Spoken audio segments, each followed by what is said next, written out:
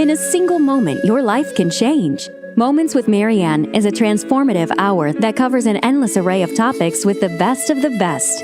Marianne's guests are leaders in their field, ranging from inspirational authors, top industry leaders, business and spiritual entrepreneurs. Each guest is gifted and a true visionary, a recognized leader in their own work. They teach others to develop, refocus, and grow.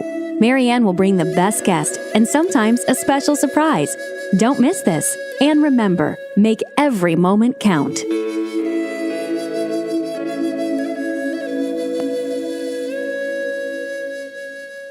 Welcome to Moments with Marianne. Today I'd like to welcome our special guest, Katie Fowler.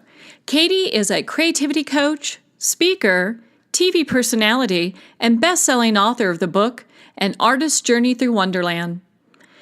So let's go down the rabbit hole with Katie. Welcome to the show, Katie. Hi, Marianne. Thank you so much for having me. Oh, well, thank you for being on the show. You know, I read your book, and boy, is it packed through, just full of creativity and inspiration. Well, thank you. I had a great time writing it. I bet you did. I bet it was just so much fun to read and so simple. You know, it made it really easy to pick up as a simple read. Good. That was the intention, just so people could have fun with it. I think so many books have been written about creativity, and a lot of them tend to go to the serious side, and I wanted one for people like me with a short attention span that could be gotten through quickly and easily. Well, I have to say, of all the creativity books I've read, and I've read quite a few, I've never read one as simple and as fascinating as this one. It really grabbed my attention. I just immediately had to have you on my show. So thank you for agreeing to be here. Well, thank you, Marianne. I'm so happy you enjoyed the book. Well, and I want to start off asking you, I know how fabulous a creator you are and what an amazing coach you are. But for people who are just learning about you, why don't you tell us a little bit about your background? Oh, well, thank you, first of all, for those nice words. I started my adult life as a fine art major at the University of Denver, and in my second drawing class was told by the teaching assistant that I was a great copier, but the world had Xerox machines for that. And at 18, I was not very resilient. Of course, now I would respond to a comment like that completely differently than I did back then. But, I had supportive parents. There was my framed artwork hung in our home and in my grandparents' home. But that comment mortified me, and it shamed me, actually. Well, it's very And disempowering. I changed nature. For someone to say that to a budding student, how disempowering. I don't see how a comment like that could be of any value. Well, right. It's hard to see, and I think so often we don't realize how powerful our words can be. And I like now, looking back on it, I like to think that he was probably encouraging me to step out of the box a little bit. But there certainly would have been a more gentle way to say that. So, probably a different approach. Yes. I changed my major to art education, and I fell in love with learning theory, and changed my major again to just elementary education, and spent about 12 years in the elementary school classroom and staff development, and I also taught a little bit at the university level. So it all worked out the way that it was supposed to. I really loved that career, and I learned an awful lot. So it worked out the way it was supposed to, but I've spent my whole life looking for a creative outlet that I always joke that I had the best bulletin boards around. But Yeah. Well, I've been lucky enough to personally see your art, and it's absolutely astounding. I absolutely love it. And for our viewers, you really do want to become familiar with Katie Fowler. Her website is katiefowler.net. So make sure you hop over there and check out her beautiful art as well as her book. Now, Katie, getting back to your background, so you have this background, and we've got this very disempowering comment that really kind of had you switching gears. And then from there, you obviously you're a very successful coach. At what point did you feel like, hey, you know what, I'm able to coach people through their process? Well, I'd like to back up just a little bit and talk about why I believe in coaching so strongly. Mm-hmm. Sure. Six and a half years ago, we had a fire in our home, which started in my studio, and it was a giant pain in the neck. It wasn't tragic. Nobody was injured. No, we only lost stuff. But we were out of our home for about 7 months, and the silver lining to that was I got to redo my studio exactly the way I wanted it. Put the storage that I'd always dreamed of, made it a little bit bigger. I've got a wet studio so I could work with dyes and paints. I'm a textile artist. Mm-hmm. And when we moved back in, I had a terrible time. I would sit down in that beautiful space, and I was paralyzed. I couldn't move. My art was gone. I had brand new supplies, but they were different. They were in the perfect storage situation, but it was different. So I began working with a creativity coach. Her name is, I'm drawing a complete blank.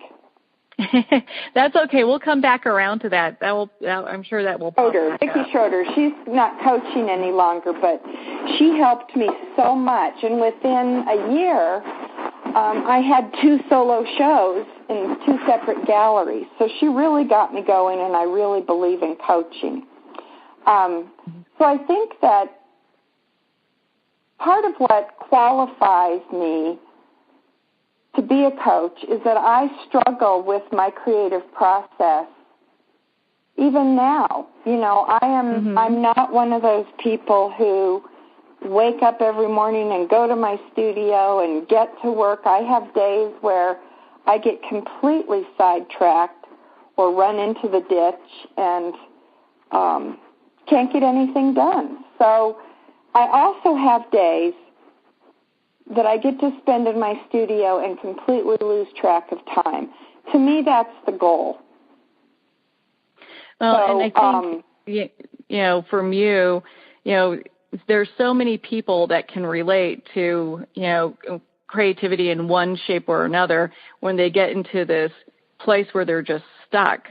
And it's like, okay, what am I doing next? What can I do? How do I get out of it? And it does seem like it's a little hole that we fall into. Well, it is a hole that we fall into, and I want to change directions a little bit because in my book, the rabbit hole is a good thing. It's not a bad hole to be in.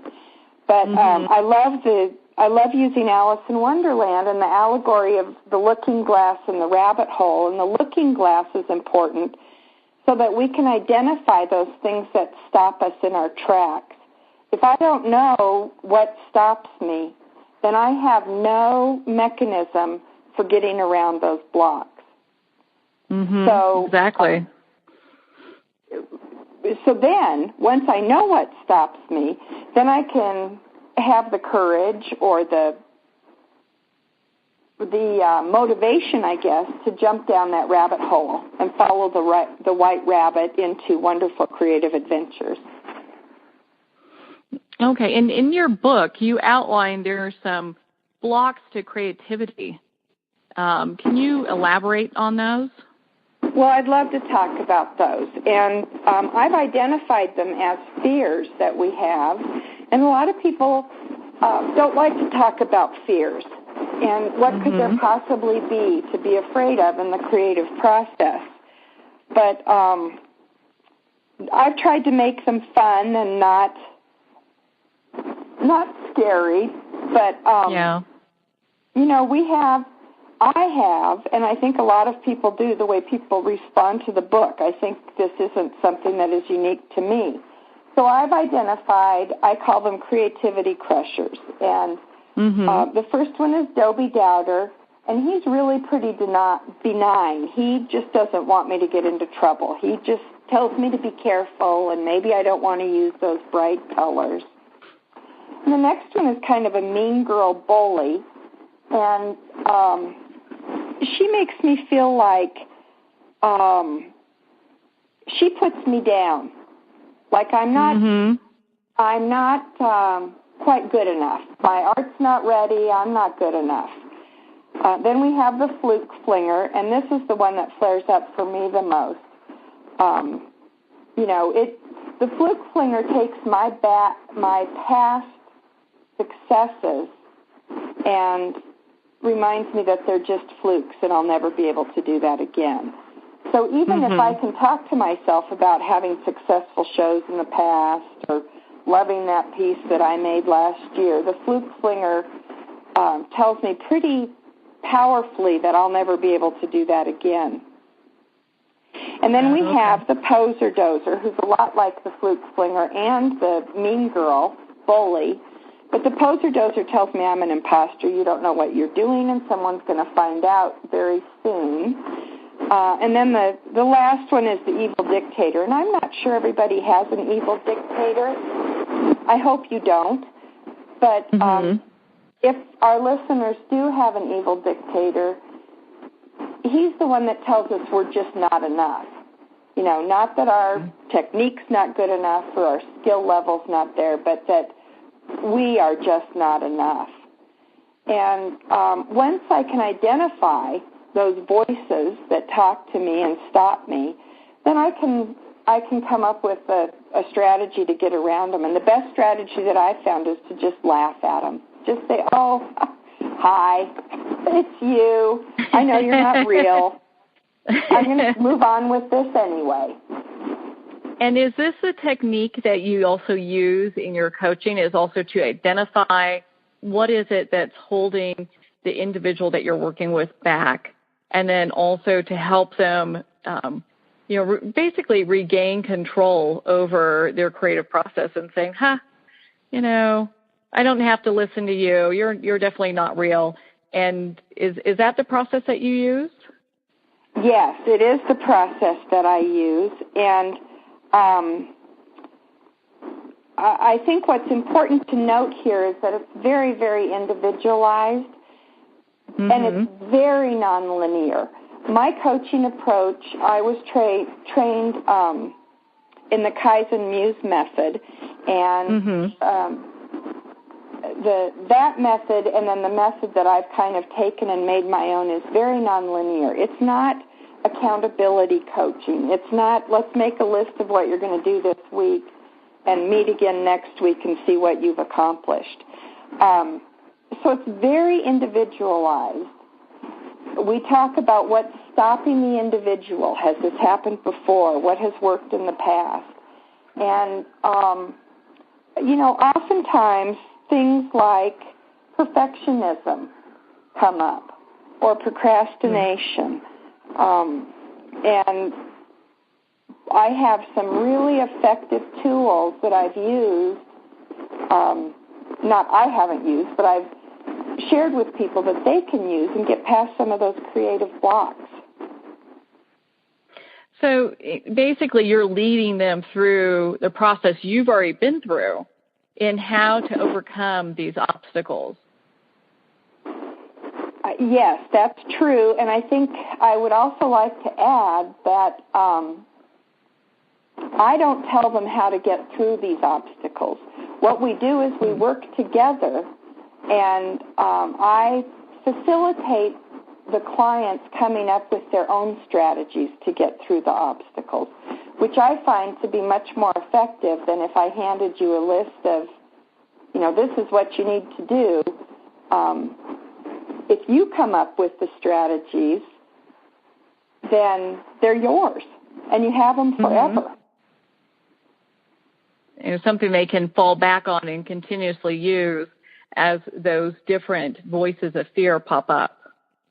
Exactly. Yep. That's the goal. a very powerful way of teaching. That's a very powerful way of teaching. And no wonder you're so successful at what it is that you do. You know, with, because, I mean, you can't take somebody someplace you haven't been, you know, or show them the road. And you obviously have been through all these different fears. You've, you know, dealt with them yourself. As they come up, you're continually laughing in their face and moving on. One of the things that came up and really struck me was the Cheshire Cat in your book. Do you want to talk about that a little bit? Well, the Cheshire Cat in Lewis Carroll's books is kind of an omnipresent character. You know, Alice looks around and she sees his grin here in a tree in the sky, and he just is always kind of grinning. And the Cheshire Cat to me is like my intention. My intention is not to write a New York Times bestseller or to create a piece of art that's going to hang in the Museum of Modern Art in New York. I mean, I would certainly, if those things happened, I would graciously accept them and be thrilled. But my intention for the creative process is to enjoy myself. Now, it's not always all fun and games. Creativity is difficult. But my intention is to be wholly present in my creative process. And I find for myself, when I can get to that place, I create much better art. If I'm creating art, a piece of art, for example, that might get into I had mentioned I'm a fiber artist, so there are some national art quilt shows that really elevate an artist to a new level. I haven't gotten into any of those yet. But if I'm creating a piece specifically to get into a show, it lacks that heart. And I don't want to do that. I find myself doing that sometimes. But my goal really is to be connected with the process and to be lost in the process. That's when I make what I consider to be my best art that really speaks to people. And I think it's because it's authentic and I put my heart into it. Oh, definitely. Definitely.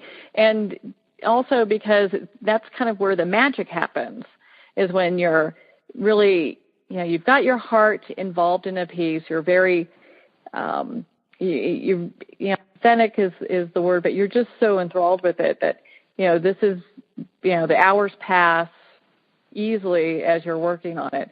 And, you know, you may not have gotten into quilt shows, but you have gotten on a TV show with this, with your right. work. Yes, that's true. So you know, with just having that creativity and that fun like you have, you've kind of you've just kind of taken a big step as opposed to doing some of the little steps that maybe most people have to do to be considered for these type of shows.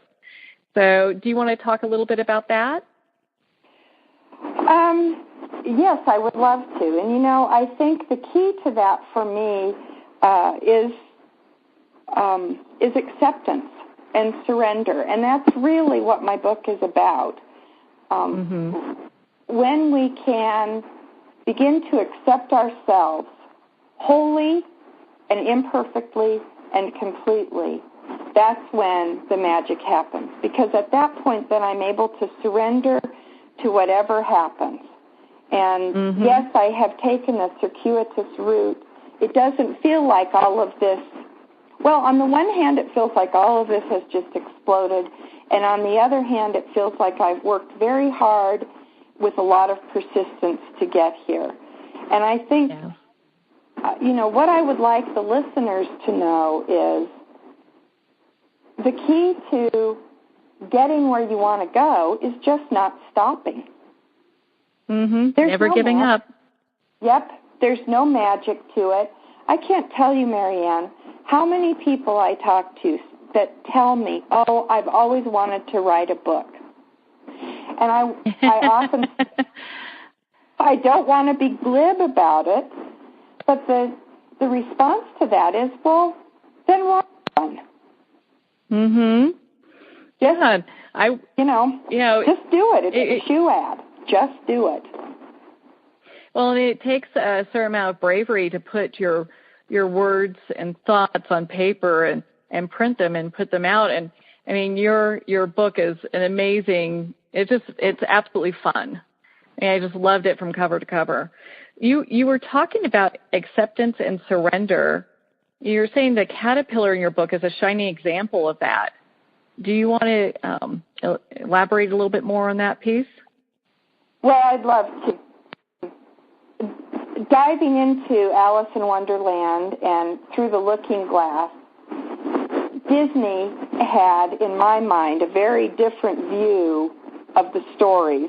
Not different, well, yes, different than the books that Lewis Carroll wrote in the 19th century. But the caterpillar is sitting on a leaf or a flower, smoking a hookah, and I don't think he's in some drug-induced state of bliss. I think he just is there. That was a cultural thing at the time that it was written. And when he sees Alice, he asks, "Who are you?" And I always remember the long, drawn-out, "Who are you?" from the Disney film. And Alice can't answer the question with any clarity. She says, "I'm a girl, but I was normal-sized, and then I was big, and now I'm small." And she's just kind of in a lather. She's at that place in her adventures where she has no idea what's going on. And I talk about the caterpillar being a shining example of acceptance because the caterpillar knows at some point that he's going to change. There's going to be a huge transformation for the caterpillar. And I think the answer to who are you needs to be, I'm me. Right here, I'm me, and I accept myself just the way I am. And I may go down the road a little bit and change a little bit. I may go down the road and stay the way I am, much the way I am today, or I may go down the road and have a powerful transformation. But I'm okay with that. I'm okay with it. Now, that doesn't mean that I've absolved all personal responsibility for what I do, but what it does mean is I only have so much control over what happens. And it's like all of this taking off in the last several months with the exposure. You know, I've been coaching, I've been helping people, I've been talking about creativity. My main goal is to be a helper. I believe that's what I was put here to do, is to be a helper. And without a doubt, I mean, I've seen you transform people just through their process and through the process you take them in being able to get from being stuck and maybe not really accepting who it is that they are, you know, in a sense, maybe being more, I guess insecure is the word I'm going to use here, because sometimes as creators, we do fall into that category. We get a little insecure about, am I doing this right? You know, and then those fears pop up. And to really, you know, boldly stand in your own knowing, saying, hey, I do this and I do this well. It takes a leap to get from there to there, from the place where we are kind of dancing around with our fears, you know? So. Absolutely. And I think the other powerful thing that I hear from people is these are normal feelings. There's nothing wrong with anybody, but my book's particularly for creative people. There's nothing wrong with feeling like you're a perfectionist, having these fears. being overwhelmed, procrastinating. It's normal. Well, and in your book, you describe, and this is something you do in your coaching as well, you help people overcome their creativity crushers. What are those for our listeners? Well, the creativity crushers are those fears that I talked about at the top of the show. The poser dozer, the mean girl bully, the fluke flinger, Dobie doubter, all those things that tell us we can't, or we shouldn't, or we dare not. And then, well, in your book, you describe how it and you're saying that how people, they read this book and they're like, gosh, these are normal feelings that I have, like procrastination, perfectionism, and resistance. Those typical three, and there's more for sure, but those are maybe like the three main ones that constantly stand out as a person that's a creative.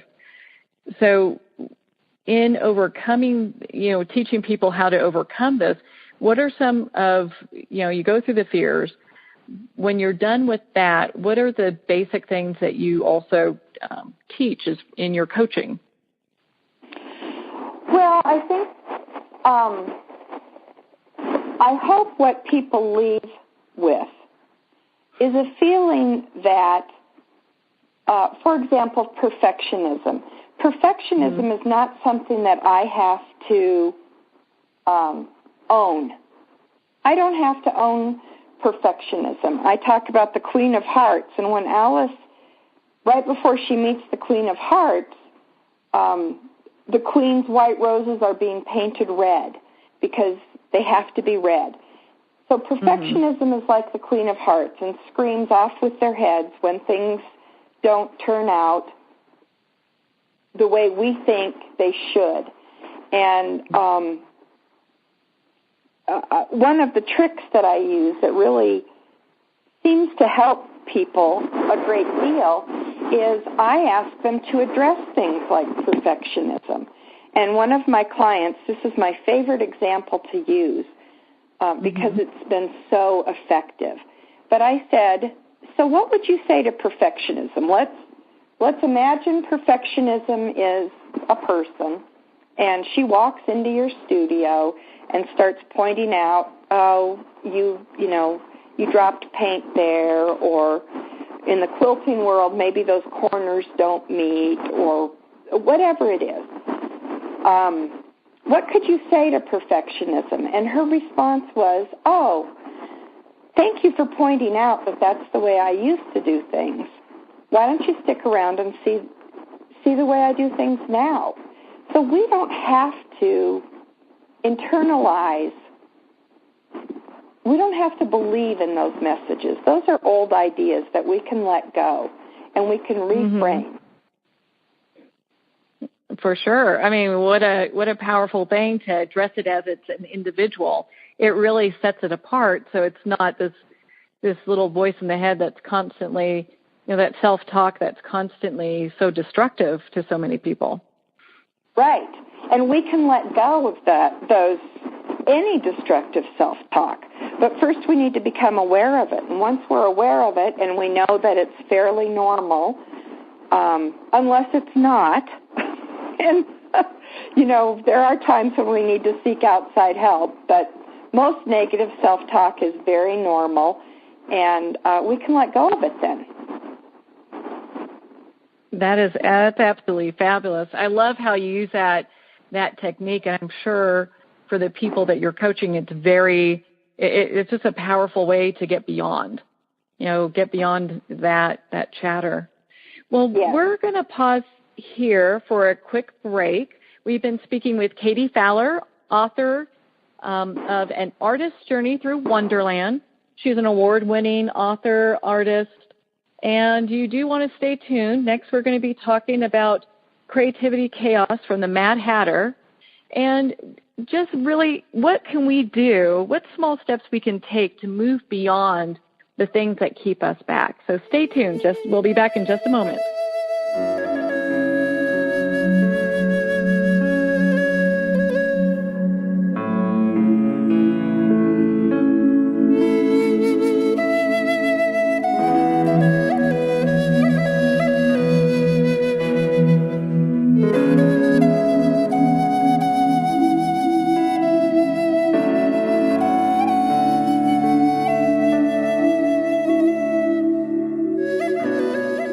In 2012, after returning home from Iraq and Afghanistan, Sean Gobin hiked over 2,000 miles of the Appalachian Trail. Recognizing the therapeutic effects of long-distance hiking, Sean founded Warrior Expeditions, a veteran nonprofit therapy program that supports veterans transitioning from their military service by hiking America's national scenic trails. Equipment and supplies are provided, as well as assistance with job placement. For more info or to help support these veterans, visit warriorexpeditions.org. Ben Wexler is a gifted leadership development and strategy consultant for professionals who want to transform their organizations and careers. Through a uniquely personalized set of processes, participants discover their unique knowledge, how to leverage that knowledge and experience, and then put it all together with a global strategy.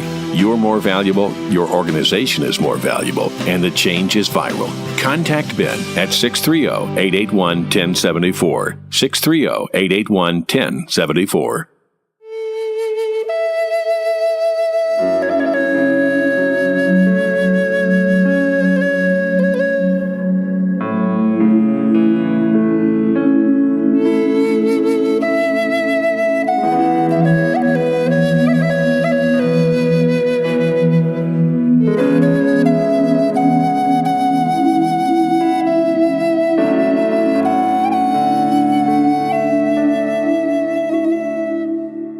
Welcome back to Moments with Marianne. We're speaking with author, artist, and creativity coach, Katie Fowler. Now, Katie, I'm just going to get right into this. Can you explain how Alice in your book relates to your coaching process? Well, I would love to talk about Alice. Alice, at the beginning of her story, is sitting under a tree reading, and she's dozing off. She's bored to distraction. She's trying to read, trying to stay awake, and I feel like a lot of us get to that place in our lives, metaphorically, of course, but we're bored. We're trying to be awake. We're trying to be involved. But we don't know quite how to. And what happens for Alice is she sees a white rabbit hop by in a waistcoat, and it piques her curiosity, and she just has to follow the rabbit down the rabbit hole. And I think sometimes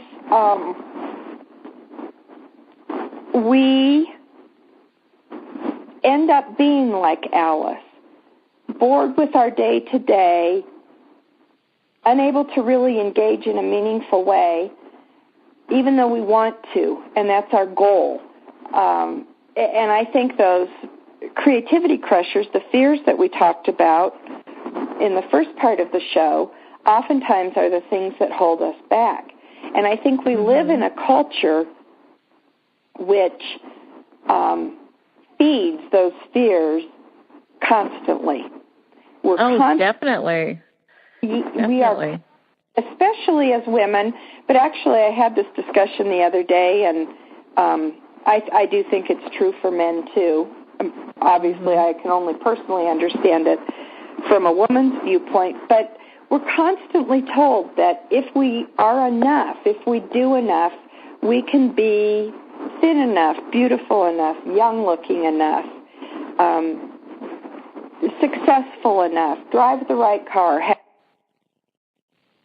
right children, or have our children be successful enough. And I think sometimes that traps us under the tree. We're just trapped. So Alice, spontaneously, without thinking about it, jumps up and follows that white rabbit down the hole. And that's what I hope people can do, is discover what it is they want to do and then go all in with it. Jump down that rabbit hole. So that takes a certain amount of courage in your own process, as you went through this yourself. What is one of the most memorable points where you jumped down the rabbit hole and said, I'm just doing this? Oh, gosh. Marianne, there have been a lot of them. I think we experience those moments a lot if we pay attention to them. One that I feel like the stars kind of started to align for me when I decided to become certified as a creativity coach. I'd always, I was like those many people who say to me, I've always wanted to write a book. I'd always wanted to write a book. And when I really started thinking about the coaching process and how meaningful it was for me, and that I have some life experiences that I can share with others in a meaningful way, that seems to be when everything clicked. But you're so true, you're so right about having to find the courage to put yourself out there. And, I don't have extraordinary courage. I have my experience, and that I'm going to swing back around to that self-acceptance.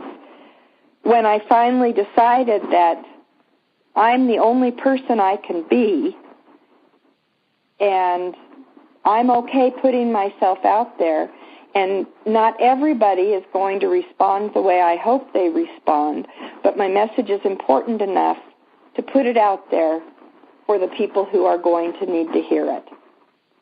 So, and those people will naturally be attracted to what it is that you have to say and really resonate with that. Exactly. And when I finally realized that I don't have to construct something, I don't have to be somebody that I'm not, I don't have to fight it, I guess. I don't have to push against this. I'm okay, just the way I am, and I have a message, and it's probably not for everybody, but it might be really meaningful to a few people, and that's enough. So I guess that was, and that didn't occur at a moment, that has occurred over a lifetime. But I do feel like there was a moment where I just decided, okay, this is what I'm doing, and whatever happens with it will be just fine. Well, and I really applaud you writing the book and sharing your experience and process, because I personally feel you're a very courageous lady and an astounding coach, and really admire the way that you work with people, bringing them from fear to really having them blossom and bloom, and just seeing that whole transformation is just astounding. It really is. Well, thank you, Marianne. That's the very best part of what I do, when people have that realization that this is all okay. It's all okay. It's okay to color outside the lines, right? Absolutely. And embrace what I love. And if coloring inside the lines is your thing, that's okay too. Find what your thing is. I had a wonderful opportunity recently to tape an episode of The Quilt Show with Alex Anderson and Ricky Timms, and they're kind of celebrities in the quilting world, and I straddle two different worlds. The quilt world, as an artist, we have to be careful when we use the word quilt, because people say, oh, yes, my great-aunt Hoosie made quilts, and I don't make quilts like that. But I think the important message is that if you make quilts like your great-aunt Hoosie, if those 10 perfect stitches per inch, or those corners that meet perfectly, is what feeds your soul, then that's what we embrace. There are no shoulds in creativity. There are no right ways to be creative. Most definitely. One of my favorite saying is, don't should on yourself, So. Yep. I love that. Well, why don't you explain a little bit more for our listeners, the shoulds and just how that affects a creative process? Well, I want to start with everybody's creative. We are, as human beings, we are inherently creative. Creativity is part of our DNA. That doesn't mean that everybody loves making art or doing crafts or writing music, but we all are creative. And an important thing, I believe, to live a fulfilled life is to find what it is that makes your creativity sing. Mihai Csikszentmihalyi, who is a social psychologist out of the University of Chicago and has written a wonderful book called Flow, talks about flow being in that having an optimal experience of creativity. And that is what makes our human experience complete. So painting on fabric, which is my deal, might not be your deal, but you are extremely creative with communication, getting the word out there, getting people out there, helping people spread their message. So we all have a creative outlet, and I think part of what makes creativity difficult for a lot of people is we think there's a certain way to do it. We think there's a certain way we have to be. And of course that causes resistance, because if we're not approaching creativity in an authentic way, creativity, even in its most authentic, is difficult. Because as you mentioned earlier, it's putting yourself out there. But if we're trying to approach being creative in an inauthentic way, it's nearly impossible. It's laden with so much difficulty, fear, that it's almost impossible. And you end up with something that is never to the point where you feel, that inner peace or inner knowing, like, hey, I did a great job with this. You end up feeling like it was a forced effort. Right. And that's what I never want to feel, which I do. I mean, of course, I'm a human being. But if I can stay away from forced efforts, life is much better.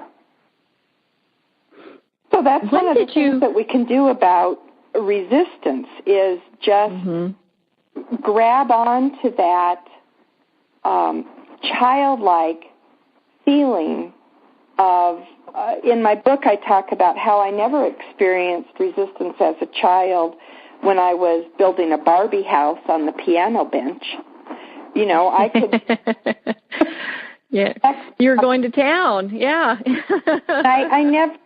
It never occurred to me that it wasn't going to be good enough, or it just didn't cross my mind.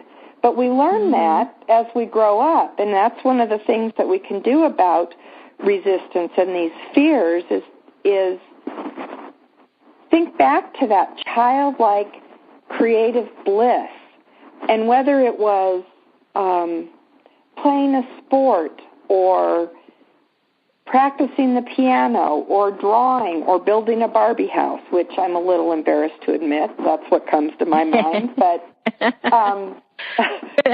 hope everybody has one of those childhood memories. If we can tap into that feeling and remember what that's like, then we can go after that in our adult creative pursuits. Yeah, most definitely. And many listeners can definitely relate to that, whether it's with one toy or another that we play with, but just that play, that fun play where, it's that creative flow that we were in, and it didn't matter. There were no rules. We made them up as we went, and, and life was just fun and pretty much easy at that point, Exactly. It wasn't until later when someone says, well, you should color in the lines, or you should make sure that when you create this art quilt or quilt, it has to look this way. So yeah, that the shoulds didn't happen until later. Well, and I also want to point out that we all have very unique ways of finding that childlike creative play. Now, I'm going to use my husband as an example here. He's a competitive golfer, and he finds his flow moments when he's playing in golf tournaments, which to me that just sounds awful, but that's where his... And I'm sure spending a day in my studio sounds awful to him, too. But that's where his flow is. And that is an endeavor that is heavily laden with rules and shoulds, but he loves that. So if you love rules and you love coloring inside the lines, then by all means go for it. The message is not that there's a right way to do it. The message is to know your way, to be creative and find that optimal experience, and then go for it. Really, and it sounds like what you're saying is to blaze your own trail and do things your own way and discover what that is for you. That's exactly what I'm saying.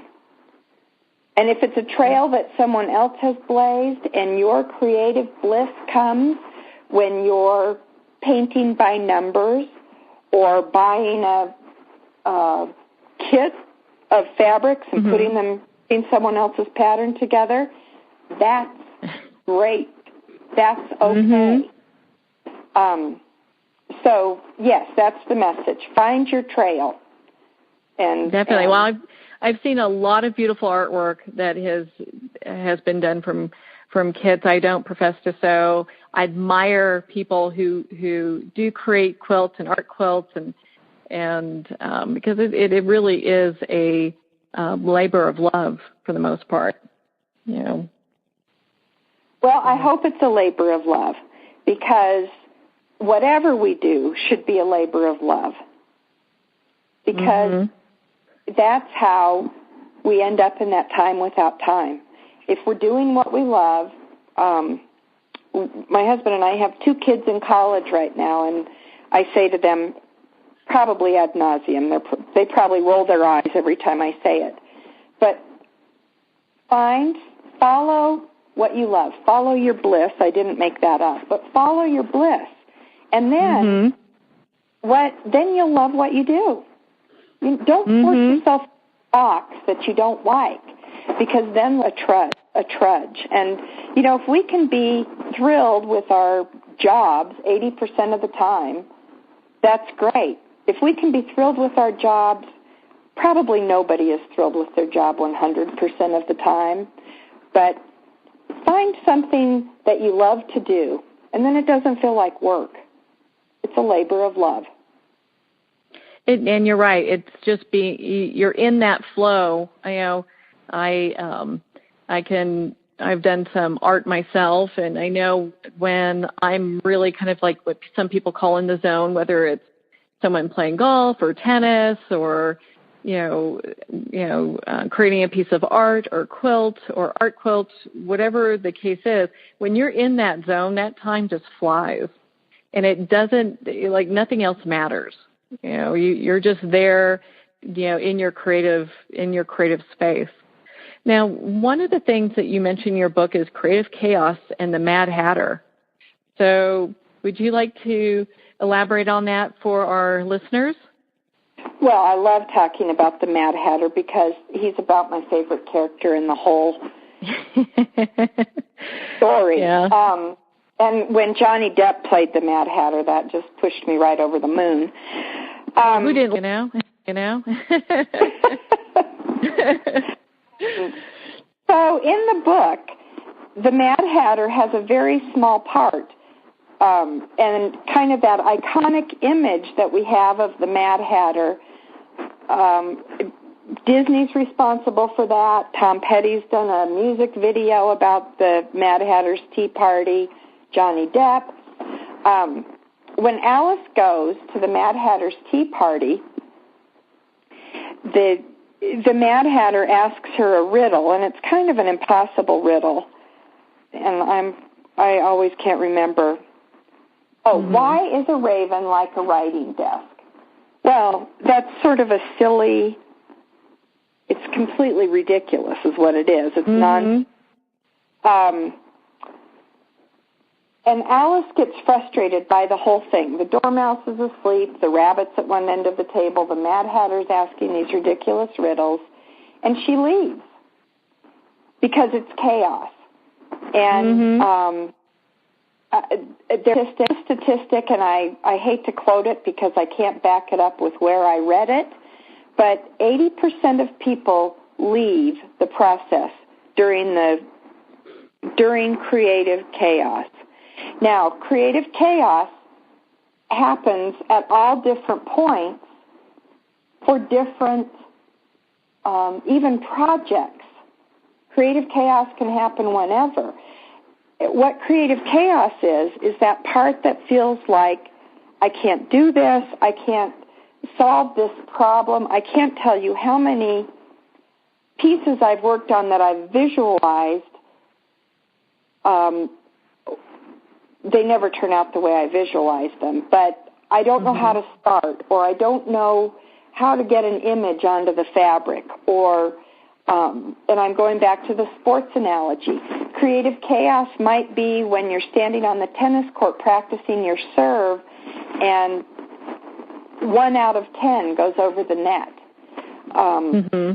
Creative chaos is when it's hard, and 80% of people stop whatever they're doing when they hit creative chaos. And what I suggest we do is we stay for the cake.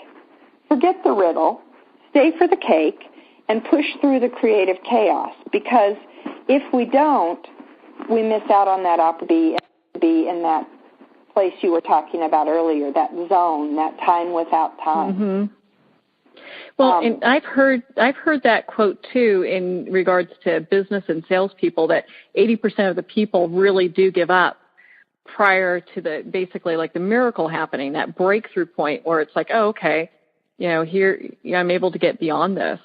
So this is really relatable in many different arenas, not just for people who are creative, but also for business as well. That whole, don't give up before your miracle happens. Exactly. And we're not going to, life isn't a perfectly constructed, even set of stairs.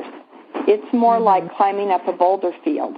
Sometimes it's going to be easy going, and sometimes it's going to be a little tougher. But if we can just know that, George Harrison says, all things must pass, and I just love that. Shakespeare says, a good quote. This too shall pass.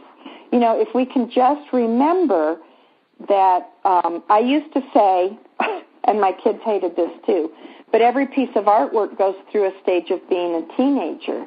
It's not turning out exactly how I thought it would. It's not being cooperative. It's kind of got a mind of its own. It's doing its own thing. Not necessarily what I was hoping it would do, but every project goes through that. Every project does. If we surrender ourselves to the process and really let the project evolve naturally, we are going to experience creative chaos. It may be at the beginning, it might be in the middle, and it might be right before we reach the finish line. It might be all three of those things. But everything we do is going to have some bit of creative chaos involved, and we have to push through it and understand that for sure. It's normal. Nothing wrong with me. Oh, I'm in creative chaos. I haven't completely lost my ability to do whatever it is. We don't let don't let the chaos confuse us so much that we just throw up our hands and say, I can't do this. Yeah. Well, and I would agree with you 100%. I mean, with knowing what a fabulous coach you are and how you've helped people overcome that, it's just right on target, of what people need to know when they get to that point. Because it really can be, I'm throwing in the towel, or do I stay and work through this because, the outcome is worth it. So, well, can I interject here? Do I have time to talk Sure. about one more thing around that? Of course. So, to me, that's where it's important to identify our intention, because sometimes the outcome isn't what I hoped it would be. Believe it or not, Marianne, I've made some bad art. No, I have a hard time believing that. I've seen your art. Well, you've seen what I like to show people. You haven't seen what's folded up in the tub on my bottom shelf. A lot of times I cut those up and rework. Next time I'm in your studio. Some of my bad art. But if my intention is to always end up with a product that I just love, then that's going to ruin the process for me. Remember when I said early on, my intention is to lose myself in the process. So if I push through that creative chaos, what if I keep going? What if I find the strength and the courage to get through the chaos and I end up with something that looks terrible? That's okay. That's okay. Oftentimes, that's what I teach when I in my paint, layer, stitch class. People are so intimidated to paint on fabric, and I say all through the class, remember, you always have the option to cut this painting up if you don't like it. And I promise when you cut it up and put it back together, it will look great.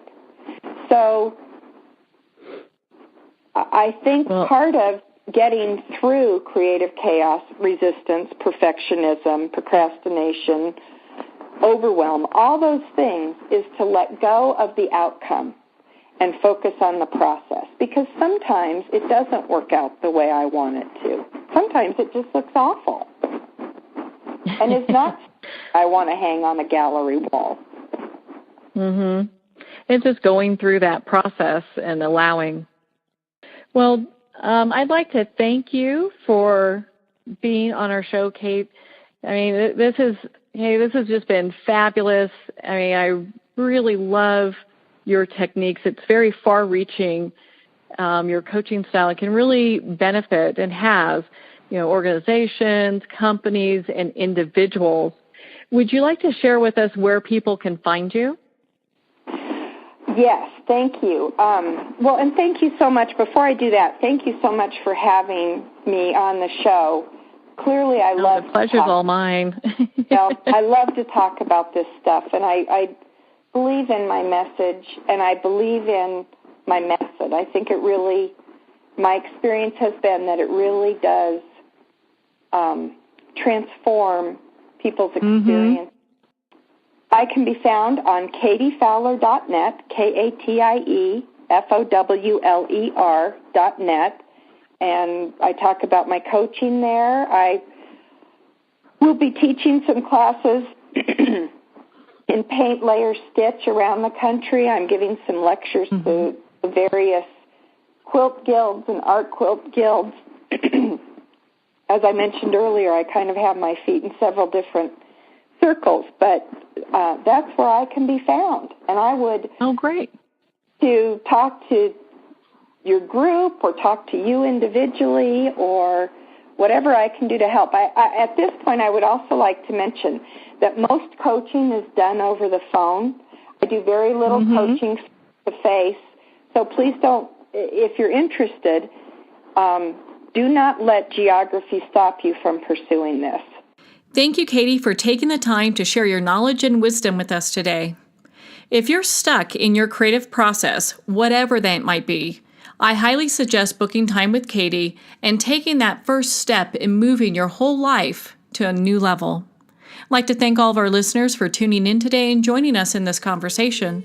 And remember, Make every moment count. Join us next time for Moments with Marianne, when host Marianne Pestana brings another inspirational gifted leader to help us grow.